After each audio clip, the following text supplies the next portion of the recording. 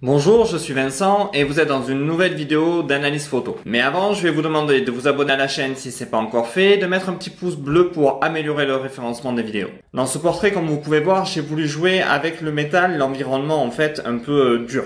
La deuxième chose aussi qui est vraie, c'est que je cherchais un coin où il y avait de l'ombre. C'est-à-dire que normalement, c'est une grande grue que je voulais mettre vraiment en évidence dans la photo, mais on était en plein soleil, on avait un soleil qui était aux alentours de midi 14h, donc une lumière très dure, avec des ombres qui n'étaient pas forcément, on va dire, très intéressantes. Donc j'ai obligé le modèle, entre guillemets, à se rapprocher de la grue pour pouvoir avoir justement l'ombre. Et plus on se rapprochait, moins on avait d'ombre, on a dû vraiment se coller à la grue. Le deuxième avantage, finalement, de l'avoir fait se coller à la grue, c'est qu'on a pu mettre vraiment en valeur les engrenages.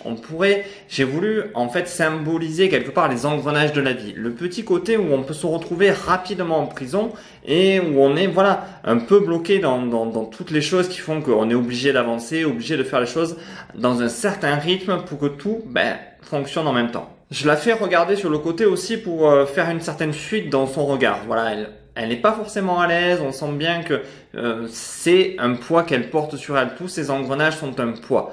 La deuxième chose que je trouve dommage, et là c'est un peu de ma faute, mais aussi parce qu'on était dans un lieu où il y avait du passage, j'aurais dû lui faire retirer son soutien-gorge. Il n'a pas du tout, on va dire, il a un petit côté sexy avec le lacet qui n'a pas sa place, on va dire, à cet endroit-là. J'aurais pu lui faire retirer, lui faire cacher relativement sa poitrine avec ses mains.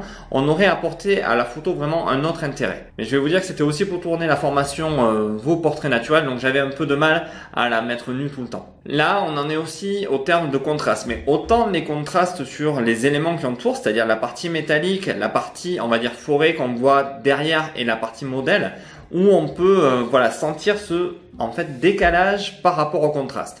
Et après, on a les contrastes aussi en fait du marron des engrenages, de la peau, des cheveux. Voilà, on a tout un système de contraste à la fois de couleur et à la fois visuel qui est relativement intéressant et qui attire le regard. Le petit souci qu'on a rencontré aussi, c'est comme la lumière était haute et dure, on a un peu le bas du ventre en fait qui est un peu plus éclairé que le reste.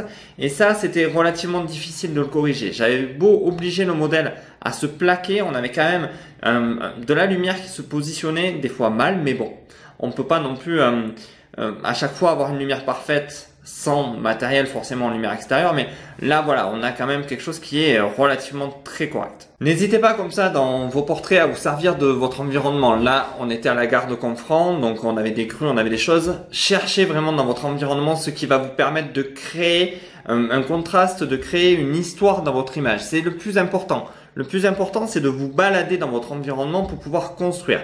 Plus vous allez prendre le temps de regarder ce que vous avez à gauche et à droite, plus vous allez pouvoir raconter une histoire. Et l'intérêt, c'est vraiment ça. C'est la photo, au-delà de la perfection ou de l'imperfection qu'elle peut avoir, s'il y a une histoire, il y a beaucoup de choses qui peuvent passer. Là, vous voyez, il y a vraiment une histoire autour des engrenages, autour de tout ça.